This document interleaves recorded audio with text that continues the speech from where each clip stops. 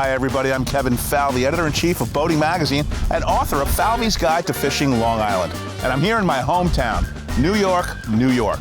I'm with my daughters Margaret and Kira, and we're aboard the Bayliner Trophy T24CC.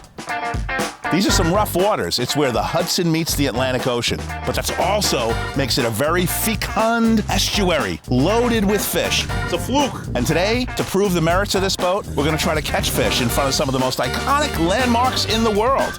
The Statue of Liberty, the Coney Island Amusements, the Freedom Tower, the Verrazano Bridge, and the Atlantic Ocean south of the city.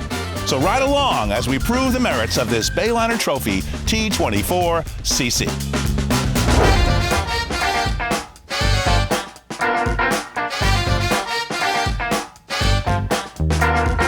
First stop this morning is the Statue of Liberty.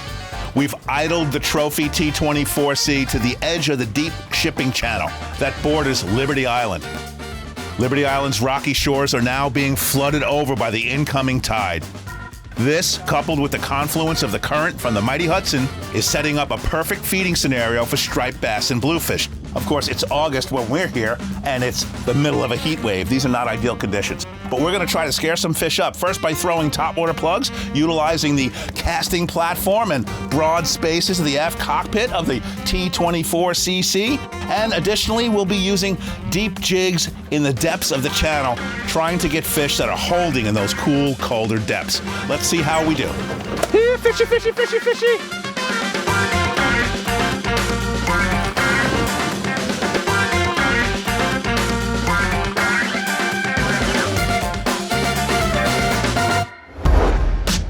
Well, we didn't catch any fish at the Statue of Liberty this morning, but that's okay. It did prove that the T24CC would allow 3 anglers to fish with jigs or fish topwater and not get in each other's way. Now we're headed to the Narrows. This is where New York Harbor meets the ocean proper. It's the gateway to the sea. Staten Island is to the west, Brooklyn is to the east, and overhead is the Verrazano Narrows Bridge, which at one time was the world's longest suspension bridge. We're gonna be fishing for fluke, as we say in New York, AKA summer flounder. These fish should be holding in the 80-foot depths south of the bridge. Let's re-rig now and see if we can't catch ourselves a doormat. Coming, the fluke, here we go. Bring it to the net, in we go. The fluke. Elsewhere, it's known as a summer flounder. Nice job, Kira.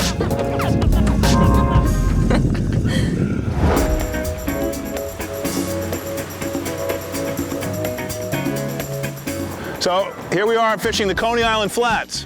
And behind us, as you might guess, is Coney Island. That's the parachute jump. Back 100 years ago, immigrants coming to this country, that was the first landmark they would see. And of course, some famous rides. We have Steeplechase Pier, the parachute jump, Dino's Wonder Wheel, and back in the corner there is the Cyclone roller coaster. So these jetty tips are good because usually there's a scour hole around the tip of the jetties from the currents hitting the jetty and changing speed. So it'll often hold fish. So hopefully that holds true, that they hold fish for us today. It's a blitz. Breaking bluefish onto breaking birds. We sped over in the T24CC and cashed in. There he is, hooked up. Okay. We're running along the beaches of the Rockaways and Jacob Riis Park in the borough of Queens, New York. Today we're looking for schools of bunker, as we say in New York, AKA menhaden or moss bunker. Menhaden have been schooling in unprecedented numbers in recent years, and with them have been the predator fish, including cobia, bluefish, and striped bass. And that's what we're looking for today, taking advantage of the speed and efficiency of this Bayliner T24CC. The name of this game is run and gun and look for the fish.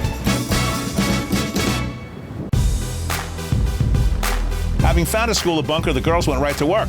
They're snagging bait and putting them in one of the 2 live wells aboard this boat.